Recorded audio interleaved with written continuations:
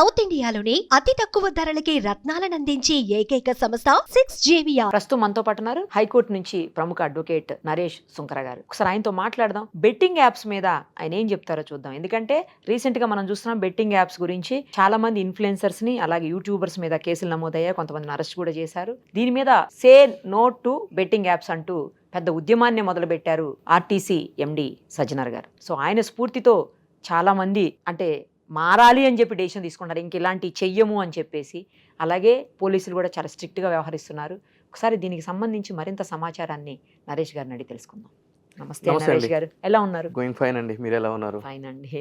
Yeah, betting apps చూస్తున్నాము, ఎప్పటి నుంచో బెట్టింగ్ యాప్స్ ఉన్నాయి. వాటి వల్ల చాలా మంది జీవితాలు నాశనం చేసుకుంటున్నారు, డబ్బులు నాశనం చేసుకుంటున్నారు, ప్రాణాలు తీసుకుంటున్నారు. అయినప్పటికీ కూడా అప్పుడేదో జరుగుతుంటుంది, తర్వాత మళ్ళీ కామన్ అయిపోతుంది. బట్ ఎప్పుడైతే సజ్జనార్ గారు దీన్ని ఒక ఉద్యమం లాగా స్టార్ట్ చేశారో అందరికీ అవేర్నెస్ పెరుగుతూ ఉంది. సేమ్ టైమ్ అరెస్టులు అవుతున్నాయి, కేసులు నమోదు చేస్తున్నారు. శిక్షలు ఎక్కడ వరకు పడితే ఏమవుతుందో తెలియదు, కానీ చాలా మంది విదేశాల్లో ఉన్నారు, వాళ్ళని కూడా తీసుకొచ్చే అవకాశం ఉంది అని చెప్తా ఉన్నారు. సో అసలు బెట్టింగ్ యాప్స్ అనేవి వీటి మీద ఎలాంటి చర్యలు తీసుకునే అవకాశం ఉంటుంది? బెట్టింగ్ యాప్స్ ప్రమోట్ చేసిన వాళ్ళ మీద ఎలాంటి చర్యలు తీసుకునే అవకాశం ఉంటుంది? ఫస్ట్ ఆఫ్ ఆల్ సజ్జనార్ గారిని మనము ఈ సందర్భంగా ఒకసారి అంటే ఆయన ఇనిషియేటివ్ తీసుకున్నారు కాబట్టి అప్రిషియేట్ చేయాల్సిన అవసరం ఉంది. కాకపోతే ఏంటంటే కనుక అదర్ ఫ్యాక్ట్స్ దొంగల పడ్డ 6 నెలలకు కుక్కలు మొరిగినట్టు దీని ఏదో ఇప్పుడేదో హడావిడి చేస్తున్నారు. ఎందుకంటే కనుక యాజ్ యూ సెడ్, ఇంతకు ముందు మీరు చెప్పారు ఎప్పటి నుంచో కూడా జరుగుతుంది అని చెప్పని. దీనికి సంబంధించి గత సంవత్సరం 2024లో ministry of information and broadcasting authority క్లియర్గా గైడ్లైన్స్ అనేది పెట్టడం జరిగింది. అదేవిధంగా కన్స్యూమర్ ప్రొటెక్షన్ యాక్ట్లో క్లియర్గా పొందుపరిచి ఉంది. అంటే బెట్టింగ్ యాప్స్ కానీ సమాజానికి హాని కలిగించి ఏవైనా కూడా గేమింగ్ కానీ గ్యాంబ్లింగ్ కానీ ఇవన్నీ ఏం చేసినా కూడా హెవీ ఫైన్స్ ఇంపోజ్ చేస్తాము అని చెప్పని. ఇక్కడ నేను ఎందుకు సజ్జనార్ గారి పేరు తీశానంటే అండి, ఆయన ఇప్పుడు పోలీస్ డిపార్ట్మెంట్లో లేరు, అయినప్పటికీ కూడా ఆయన ఇనిషియేటివ్ తీసుకున్నది మనం అప్రిషియేట్ చేసి తీరాల్సిందే. ఆబ్వియస్లీ నేను కూడా అదే అంటున్నాను. ఆయన చేసిన ఇప్పుడు ఏదైతే కనుక ఇనిషియేషన్ తీసుకున్నాడో అది వండర్ఫుల్, అప్రిషియేట్ చేయాలని చెప్పి నేను చెప్పాను. అంటే నేను అదర్ ఆస్పెక్ట్స్ గురించి నేను మాట్లాడుతున్నాను, ఆయన గురించి కాదు, అదర్ ఆస్పెక్ట్స్ గురించి నేను మాట్లాడుతున్నాను. అయితే ఎందుకు అని అంటే కనుక ప్రభుత్వ విభాగాలు ఎస్పెషల్లీ ఆయన ఇప్పుడు ఇన్ఫాక్ట్ చెప్పాలంటే కనుక ఆర్టీసీ ఎండీగా ఆ రోల్లో చేయలేదు, ఒక సామాన్య వ్యక్తిగా సమాజం పట్ల అవగాహన కలిగిన వ్యక్తిగా బాధ్యత కలిగిన వ్యక్తిగా ఆయన చేశాడు. ఎగ్జాక్ట్లీ. సో నేను ఇక్కడ ఏం చెప్తున్నాను అంటే కనుక ప్రభుత్వ యంత్రాంగం with regard to the cyber crimes కి సంబంధించి కానీ మిగిలిన law and order police department కానీ వాళ్ళ గురించి నేను మాట్లాడుతున్నాను. అదేవిధంగా మిగిలిన అథారిటీస్ గురించి నేను మాట్లాడుతున్నాను. సో క్లియర్ గా పొందుపరిచి ఉంది, కన్స్యూమర్ ప్రొటెక్షన్ యాక్ట్ లో క్లియర్ గా పొందుపరిచి ఉంది. అదేవిధంగా గైడ్ లైన్స్ ఉన్నాయి. అదేవిధంగా దీనికి సంబంధించి సిసిఎల్ఏ అంటే సెంట్రల్ కన్స్యూమర్ అథారిటీ అని చెప్పని ఒక ఫార్మేషన్ అనేది కూడా చేయడం జరిగింది under the supervision of ministry of information and broadcasting authority. Okay. So దానికి సంబంధించి 10 లక్షల వరకు కూడా ఫైన్ అనేది ఇంపోజ్ చేసే అధికారము రాష్ట్ర ప్రభుత్వాలకి కేంద్రానికి ఉంది. ప్రమోట్ చేసినా ఆడినా ఏం చేసినా, ఎస్పెషల్లీ ప్రమోట్ చేస్తే 10 lakhs. ఏదైనా ఒక హీరో కానీ ఒక హీరోయిన్ కానీ ఒక XYZ ఇన్ఫ్లుయెన్సర్ కానీ ఇది ఆడు అదని చేస్తే 10 lakhs వరకు ఫైన్ ఇంపోజ్ చేసేటువంటి అధికారం ఈ చట్టం కల్పించబడింది. దీనికి సంబంధించి ఒక అథారిటీని ఇన్వెస్టిగేషన్ పర్పస్ వేసేటువంటి అధికారం ఈ చట్టం కేంద్ర రాష్ట్ర ప్రభుత్వాలకు ఇచ్చింది. దీని ప్రకారము ఇటువంటి ఎవరైనా కూడా వైలేషన్కి పాల్పడితే ఆన్లైన్కి సంబంధించి కానీ అదేవిధంగా వ్యాపారాలకు సంబంధించి కానీ రాంగ్గా పీపుల్ని అడ్వైజ్ చేసి వాళ్ళని ముందుకు తీసుకుని వెళ్ళి ఈ విధంగా వాళ్ళ యొక్క ఫైనాన్షియల్ అండ్ ఎకనామిక్ స్టేటస్ని దెబ్బతీసే విధంగా చేస్తే దాని మీద ఒక కమిటీ వేసి, కమిటీలో ఎవరుంటారు? District collector is the competent authority. So ఒక ప్రిలిమినరీ ఎంక్వైరీ జరిగిన తర్వాత అది నిజమని తెలిస్తే వాళ్ళకి నోటీసులు ఇచ్చి 10 lakhs వరకు ఫైన్స్ ఇంపోజ్ చేసే అధికారాలు ఉన్నాయి. సో ఇక్కడ మనం చూసాము, నిన్న పంజాగుట్ట పోలీస్ స్టేషన్లో కేసులు నమోదు చేశారు ఒక 12 మంది సమ్ XYZ మీద అని చెప్పని. కానీ మన పక్క రాష్ట్రం తమిళనాడుకి వెళ్తే 2023లోనే స్టాలిన్ గవర్నమెంట్ వచ్చిన తర్వాత చట్టాన్ని చాలా పకడ్బందీగా చేయడం జరిగింది. దానికి సంబంధించి ఒక డ్రాఫ్ట్ బిల్ కూడా చేయడం జరిగింది. అక్కడ కూడా ఒక 16 మంది మీద కేసులు నమోదు చేయడం జరిగింది. స్ట్రింజెంట్ వాళ్ళ మీద ఫైన్లు కూడా ఇంపోజ్ చేయడానికి 10 లక్షల వరకు. ఏదైతే కనుక సెంట్రల్ కన్స్యూమర్ యాక్ట్ లో ఉన్న 10 lakhs ఫైన్ ఏదైతే ఉందో దాన్ని ఒక స్టేట్ యాక్ట్ కింద తీసుకుని వచ్చి వాళ్ళ మీద ఫైన్లు కూడా ఇంపోజ్ చేసేటువంటి పరిస్థితి ఉంది. ఆల్రెడీ ఆ విధంగా చేశారు పక్కన రాష్ట్రంలో. ఇక్కడ ఏం జరుగుతుందంటేనండి, ఎంత కఠినమైన చట్టాలు ఉన్నా కూడా మన క్రైమ్ ఆపలేమండి. ఎందుకు అని అంటే కనుక అవగాహన అనేది చాలా ఇంపార్టెంట్. మనలో మనకి విచక్షణ ఉండాలి. ఎవరో ఒకరు వచ్చి చెప్తే మనం మారతామనే పరిస్థితుల్లో మనిషి ఎప్పుడు ఉండడండి. ఈ రోజు ఒక మర్డర్కి సంబంధించి కానీ ఒక రేపుకి సంబంధించి కానీ పిల్లలకు సంబంధించిన పోస్కో కానీ చాలా కఠినమైన శిక్షలు ఉన్నాయి. లైఫ్ కూడా విధిస్తున్నటువంటి పరిస్థితులు మనం చూసాము.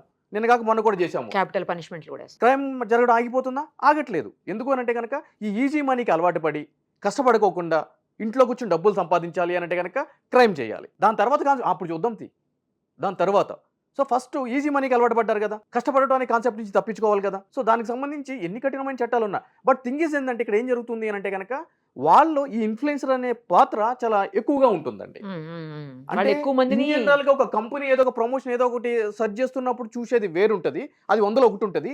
ఈ ఇన్ఫ్లుయెన్సర్ చేసేది 100కి 100% ఉంటుంది. వాళ్ళని చూసి మనం చేస్తే తప్పేంటి, వాళ్ళే కదా చెప్తున్నారు అని చెప్పని. సో వాళ్ళు వీళ్ళ ద్వారా డబ్బులు సంపాదించుకుంటున్నారు, వీళ్ళు డబ్బులు పోగొట్టుకుంటున్నారు. అక్కడ తాగట్లేదు, కుటుంబం నాశనం అయిపోతుంది, ఆత్మహత్యలకు దారితీస్తుంది. వాళ్ళు ఆడినోడు చచ్చిపోతే ఏ ప్రాబ్లం లేదండి, సమాజంలో ఒక చీడ పురుగు పోయింది అనుకోవచ్చు, దానివల్ల కుటుంబం మొత్తం ఇబ్బంది పడుతుంది కదా. అప్పులు వాళ్ళు లైబిలిటీ, మళ్ళీ ఆ కుటుంబం సూసైడ్ చేసుకోవాల్సిన పరిస్థితి ఏర్పడుతుంది. సో దాని గురించే కదా ఇప్పుడు ఇంతటి ఇష్యూ జరుగుతుంది దీని మీద. సో ప్రభుత్వం కూడా కఠినంగా దీని మీద వ్యవహరించాలి.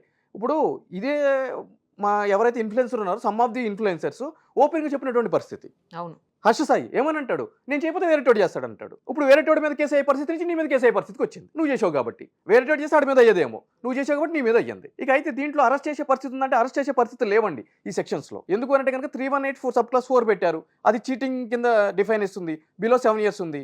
అది కాకుండా గేమింగ్ యాక్ట్లో ఉన్న సెక్షన్ 3, సెక్షన్ 3A క్యాపిటల్ ఏ, అదేవిధంగా ఫోన్ పెట్టారు.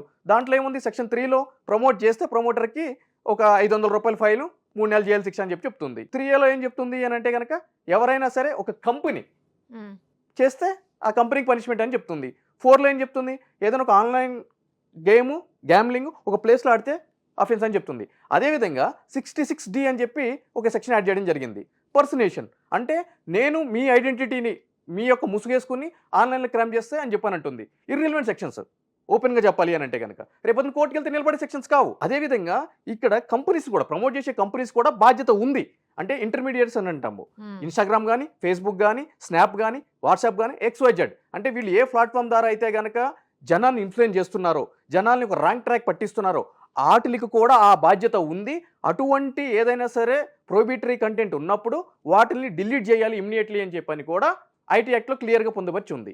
కానీ ఆ కంపెనీస్ కూడా ఆ విధంగా చేయట్లేదు. సెక్షన్ 79లో వాళ్ళు ఏమంటారంటే కనుక సబ్సెక్షన్ 1లో మాకు ఇమ్యూనిటీ ఉంది అని అంటారు. కానీ 3లో ఏం చెప్తుంది, ఒక నిర్దేశకమైన గైడ్లైన్స్ ఉన్నప్పుడు మీరు ఆ విధంగా నడుచుకోవాలి అని చెప్పని IT యాక్ట్లో చెప్తుంది.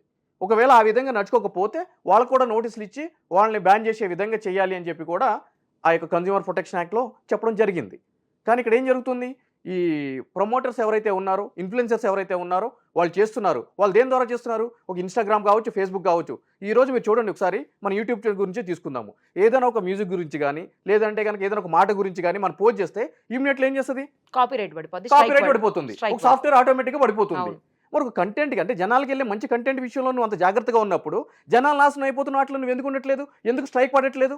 ఒక బెట్టింగ్ యాప్ అని అనగానే ఎందుకు స్ట్రైక్ అవ్వట్లేదు? ఎందుకు అని అంటే కనుక ప్రభుత్వాలు చట్టాలు పెట్టుకున్నాం, మనము వాటి ఇంప్లిమెంటేషన్ తీసుకుని ముందుకు వెళ్ళట్లేదు కదా. ముందుకు వెళ్ళినప్పుడే కదా వీటిలన్నింటికి ఒక ముగింపు ఉంటుంది. ఈ రోజు మనం చేస్తున్నాము, రేపొద్దున వాళ్ళు జైలుకి వెళ్ళే పరిస్థితి ఉండదు. ఆల్రెడీ తిన్నున్నారు ఈ ఇన్ఫ్లుయెన్సర్స్. అరెస్ట్ చేశారు కదండి, లోకల్ బాయ్ నాని అని అతన్ని దీంట్లో అరెస్ట్ చేశారు. ఇక్కడ ఏం జరుగుతుంది అంటేనండి, ఇవన్నీ కూడా పెట్టే సెక్షన్స్ ఒక అన్నోన్ పర్సన్ ఈ విధంగా నేను చూశాను, ఇట్లా చేశాను అని చెప్పి సెక్షన్ పెడతాడు. అతను డైరెక్ట్ విక్టిమ్ కాదు. ఎవరైతే కంప్లైంట్ పెడతారో డైరెక్ట్ విక్టిమ్స్ కాదు. క్రైమ్ ఇప్పుడు జరిగింది కాదు, జరుగుతూ వచ్చింది. అయితే బిలో 7 years దాంట్లో నోటీస్ ఇవ్వాలి అని చెప్పి అని అనుకున్నప్పుడు, అంటే అరెస్ట్ చేయకుండా, ఇక్కడ ఏం జరుగుతుందంటే వీళ్ళందరూ కూడా ఈ సో కాల్డ్ ఇన్ఫ్లుయెన్స్ సెలబ్రిటీస్ గాను ఫీల్ అయ్యే ఎవరైతే కనుక వీళ్ళు ఉంటారో వాళ్ళు ఎంతసేపటికి ఏం చేస్తారంటే కనుక వాళ్ళు సెలబ్రిటీస్గా ఫీల్ అయిపోయి ఇవన్నీ చేసిన తర్వాత కేసులు అయినప్పుడు ఏం చేస్తారంటే కనుక పెద్ద చేపల్ని భయపెట్టాలి అంటే కనుక ఫస్ట్ చిన్న చేపని తీసుకెళ్ళి బయట వేయాలి. ఎందుకంటే పెద్ద చేపను హండ్ చేస్తే కనుక గేలం తగ్గిపోతుంది, అది కొరికేస్తుంది దాన్ని. వీళ్ళందరూ ఒక పవర్ఫుల్ అడ్వకేట్స్ని పెట్టి లా ప్రకారం అట్లా కొట్లాడే పరిస్థితి ఉండదు.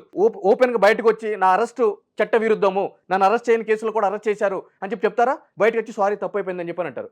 అట్లా నోరు ఎత్తితే ఏం జరుగుతుందో తెలుసు వాళ్ళకి. అది పెద్ద చేపలను పట్టమని చెప్పండి. ఈ రోజు నిన్న 12 మందిని ఎవరి మీద ఉన్నారు, దాంట్లో ఒక 3-4 పెద్ద చేపలు ఉన్నాయి, పట్టమని చెప్పండి, అరెస్ట్ చేయమని చెప్పండి, రిమాండ్కి పంపించమని చెప్పండి. జరగదు అది. ఎందుకంటే ఆల్రెడీ వాళ్ళు కోట్లు తినేసి ఉన్నారు. లీగల్గా వాళ్ళు ఎక్స్ప్లెయిన్ చేయగలరు, మంచి అడ్వకేట్లు పెట్టుకోగలరు. అది ఇక్కడ జరుగుతుంది. సో ఇక్కడ కూడా ఏం జరుగుతుంది అంటే కనుక డిస్క్రిమినేషన్ జరుగుతుంది. మీరు అన్నట్టే మరి అతను అరెస్ట్ చేశారు కదా, వీళ్ళందరూ ఎప్పుడు అరెస్ట్ చేస్తారు? నేను అడుగుతున్నా కెమెరా సాక్షి ముందుగా, వీళ్ళందరూ ఎప్పుడు అరెస్ట్ చేస్తారు? విదేశాల్లో ఉన్న ఎప్పుడు పట్టుకొస్తారు? విదేశాల్లో ఉన్న పక్కన పెట్టండి, వాళ్ళు రారు చేయరు, అది వేరే సంగతి.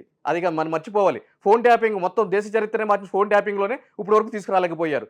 స్టేట్ స్పెషల్ ఇంట్రెస్ట్ ఉంది, సిబిఐకి వెళ్ళింది, ఇంటర్పోల్కి వెళ్ళింది, బ్లూ కార్నర్ నోటీస్ అయ్యింది ఇంకా, but still they are absconding. ఇక ఈ కేసులు ఏం పట్టుకొస్తారులేండి, చిన్న చిన్న కేసుల్లో వాళ్ళకి వేరే కేసులు ఉంటాయి కదా, ఈ లోపు మళ్ళీ ఎమ్మెల్యేనో ఎంపీనో ఎమ్మెల్సీనో బయటకు వస్తాడు, మళ్ళీ ఆటలో బిజీ ఉంటారు. ఇక్కడ ఉన్నారు కదా ఆల్రెడీ మీడియా ముందుకు వస్తున్నారు కదా, ఫోన్లో అప్లోడ్ చేస్తున్నారు కదా, అయ్యో నాకు తెలియకుండా చేశాను అది ఇది అని చెప్పి సారీ చెప్తున్నారండి చాలా మంది. అవునండి, సారీ చెప్తారు. ఒక 10 కుటుంబాలు ఆత్మహత్య చేసి చచ్చిపోయినాయి. ఒక సారీ ఆ 10 కుటుంబాలను తీసుకొచ్చి రిస్టోర్ చేస్తాయా? వాళ్ళ జీవితాలను తీసుకుని వస్తాయా? ఎంతో మంది చిన్నపిల్లలు ఉన్నారు, వాళ్ళు ఈరోజు అనాథలుగా మారారు. సారీ కాదు, మీరు తినున్నారు కదా పీకల దాకా, ఆ అమౌంట్ని తీసుకొచ్చి వాళ్ళకి డిపాజిట్ చేయండి, కొంచెం అన్న వాళ్ళకి హెల్ప్ అవుతుంది. అల్లు అర్జున్ కేసులో కూడా అల్లు అర్జున్ వాళ్ళు చేసినప్పుడు ఆ బాబుని అక్కడ ఉన్నప్పుడు నువ్వు ఆ కాంపన్సేషన్ ఇవ్వాలి, చేయాలి, ట్రీట్మెంట్ చేయాలని చెప్పి ఏ విధంగా అయితే ప్రజా సంఘాలు మనం అందరం గలమెత్తామో, ఈ కేసుల్లో కూడా సారీ సరిపోదు. మీరు చట్టానికి విరుద్ధంగా ప్రమోట్ చేశారు, ఎన్నో జీవితాలు నాశనం చేశారు, మీరు తిన్నదంతా కక్కాలి. In fact government has authority to competent authority, వాళ్ళ దగ్గర నుంచి హెవీ ఫైన్స్ ఇంపోజ్ చేయాలి. 10 లక్షల రూపాయలు మినిమం చేయాలని చెప్పి యాక్ట్ చెప్తుంది. మినిమం 10 lakhs రూపీస్ చేయాలని చెప్పనుంది. ఒకసారి కాదు, రిపీటెడ్గా చేసిన వాళ్ళు అయితే కనుక ఇమ్మీడియట్లీ వాళ్ళ ఆస్తులు జప్తు చేయాలని కూడా దాంట్లో ఉంది. వీళ్ళు ఒక్క కంపెనీకి చేయలేదు కదా, వేరియస్ కంపెనీకి చేశారు. మరి వాళ్ళ ఆస్తులు ఎప్పుడు జప్తు చేస్తున్నారు, వాళ్ళ దగ్గర నుంచి ఫైన్ ఎప్పుడు ఇంపోజ్ చేస్తున్నారు? క్రిమినల్ కేసు నమోదు చేస్తే హడావిడి చేస్తే ఏం జరుగుతుంది? ఏం జరగదు. మేము చూడలేదా అని అనుకుంటారు, 4 రోజులు అయితే మళ్ళీ మొదలెడతారు. ఇది ఎప్పుడు జరుగుతుంది? చాలా కాలం నుంచి జరుగుతుంది. పక్క రాష్ట్రాలు సెంట్రల్ గవర్నమెంట్ నుంచి గైడ్లైన్స్ ఉన్నాయి, యాక్ట్ అమెండ్మెంట్లు జరిగినాయి, పగడ్బందీగా చేయాలని చెప్పనుంది. ఈ రోజు ప్రజల యొక్క క్షేమం గురించి మాట్లాడతామని చెప్పే ప్రభుత్వాలు ఉన్నాయి. ఇంతమంది చూస్తున్న ఉండగా కూడా ఒక వ్యక్తి, అది కూడా సజ్జనార్ గారు అంతకు ముందు ఈ దిశ ఎన్కౌంటర్కి సంబంధించి ఇటువంటి సోషల్ అవేర్నెస్ వాటికి సంబంధించి ముందుంటారు కాబట్టి అది ఈ రోజు అట్లీస్ట్ ఆ కేసు రిజిస్టర్ అవడానికి కూడా ఒక కారణమైంది. అదే ఎవడో నాలంటే ఇంకొకడు అయితే కనుక పోరా నువ్వు వాక్కుంటానంటూ నిన్నెవడు పట్టించుకుంటాడు, మాకు తలకాయ నొప్పులు అట్లా అని చెప్పి అనేటువంటి పరిస్థితి ఉంది ఈ రోజు మెకానిజం. సో ఇట్లన్నిటికి పుల్ స్టాప్ పడాలి శాశ్వతంగా. ఏదో ఈ రోజు మాట్లాడుకున్నాం అయిపోయింది అనేది కాకుండా పడాలి అంటే కనుక ప్రభుత్వం ఇనిషియేషన్ తీసుకోవాలి. మేర్లీ రిజిస్ట్రేషన్ ఆఫ్ ఎఫ్ఐఆర్ అని అంటే కనుక అది సమస్యకు పరిష్కారం అంటే సమస్యకు పరిష్కారం కాదు. అది చెప్పించారు కదా, సారీ చెప్పారు, ఇంకేం చేస్తామండి అని చెప్పి చేతులు దులుపుకోవడానికి కాదు. కింద అరెస్ట్ చేయడం, పైన అరెస్ట్ చేయకపోవడం, వాళ్ళకు ఒక చట్టం వీళ్ళకి ఒక చట్టం ఉండదు, అందరికీ సమానత్వమైన చట్టం ఉంటుంది. అందరిని అరెస్ట్ చేస్తూ ఉంటే కనుక అప్పుడు భయం పడుతుంది. మేకప్ లేసి ఏసీ కార్లో తిరగడం కంటే ఎండాకాలం చెంచల్ కూడా జైల్లో కూర్చుంటే ఎట్లా ఉంటుంది జైల్లో అప్పుడు తెలుస్తుంది. అప్పుడు వాళ్ళు దగ్గరకు వస్తుంది, వేరేటోడు వచ్చినా కూడా వద్దురా బాబు అని చెప్పని అంటది. ఇంట్లో కూర్చొని సారీ చెప్తే వదిలేశారు కదా, ఏముంది మళ్ళీ ఇంకోసారి చేసుకుందాం, రెడీ పెట్టుకుందాం, ఈసారి లీగల్ గా స్ట్రాంగ్ చేద్దాం, టీం రెడీగా ఉండాలి. మీరు అన్నట్టు స్ట్రాంగ్ గా గవర్నమెంట్ లేకపోతే చట్టాలు చేస్తే తప్పించి చట్టాలు ఉన్నాయి, అట్లీస్ట్ ఉన్న చట్టాలు ఇంప్లిమెంటేషన్ చేసే దిశగా ప్రభుత్వ యంత్రాంగం ముందుకు వెళ్తే కదిలితే ఎప్పటికైనా సరే, కనీసం అట్లీస్ట్ ఇప్పటికైనా సరే వెళ్తాయి. ఒక ఫేస్బుక్ కి ఇన్స్టాగ్రామ్ కి వాటికి నోటీసులు ఇవ్వమని చెప్పండి, వేరే నిద్రపోతున్నారా, చట్టం క్లియర్ గా ఉంది అని చెప్పని.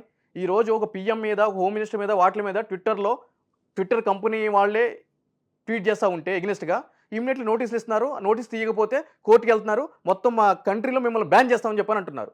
అంటే ఒక వ్యక్తికి ఒక ట్వీట్ అట్లా చేసినప్పుడే అంత పగడ్బందీగా వెంటనే వార్ ఫుటింగ్ బేసిస్ మీద స్పందించే మీరు, దేశంలో ఇంతమంది ప్రజానీకం దీనివల్ల చచ్చిపోతున్నప్పుడు, చట్టం ఉన్నప్పుడు ఎందుకు స్పందించారు అదే తీరున? మీకు ఒక న్యాయం, ప్రజలకు ఒక న్యాయం ఉండదు కదండి. ప్రాణం ఎవరిదైనా ప్రాణమే కదా, ప్రాణం, పరువు ఎవరిదైనా పరువే. కానీ ఏంటి అంటే కనుక ఆ రేంజ్ ఉంటుంది కాబట్టి, స్టేటస్ అనేది ఉంటుంది కాబట్టి ఇది దానికి సంబంధించి వెళ్తూ ఉంటాయి. ఎంత ఆర్టికల్ 14 అనుకున్నా కూడా దాంట్లో ఎగ్జామ్షన్స్ ఉంటాయి. అందరికీ సమానత్వం చట్టాలు ఉండాలి అంటాం, కానీ ఉండవు. డబ్బులు ఉన్న వాళ్ళకి ఒకలాగా ఉంటుంది, డబ్బు లేనడికి ఒకలాగా ఉంటుంది, ఇన్ఫ్లుయెన్స్ ఉన్నవాడికి ఒకలాగా ఉంటుంది, ఇన్ఫ్లుయెన్స్ లేనడికి ఒకలాగా ఉంటుంది. మరి ఇంకా చట్టం ముందు అందరూ సమానం లేని వర్డ్కి మీనింగ్ లేదు కానీ అట్లా మాట్లాడుకుని వెళ్ళిపోవాలండి, అంతేనా? అంతే. సాటిస్ఫాక్షన్ గురించి, for the sake of satisfaction. ఏది ఏమైనా ఉన్నది ఉన్నట్టు మొహం మీద మాట్లాడారు. నేను అదే చెప్తున్నానండి. ఇప్పుడు ఇది యాక్చువల్గా నేను మాట్లాడాల్సిన మాటలు, ఎవరైతే కనుక అరెస్ట్ అయినా ఎన్నాడా యూట్యూబర్ అన్నారో అతను కూర్చొని మాట్లాడాలి ఈ మాటలు. అతను మాట్లాడలేడు, మాట్లాడనివ్వరు, నోరు పెగలదు. బట్ నేను మాట్లాడగలను, ఐ క్యాన్. చట్టానికి ప్రతినిధి కదా మీరు.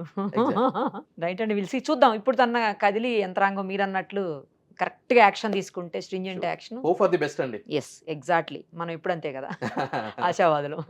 రైట్ అండి, thank you so much. Suman టీవీలో మీ పర్సనల్ అండ్ బిజినెస్ ప్రమోషన్స్ కోసం కింది నెంబర్కి కాంటాక్ట్ చేయండి.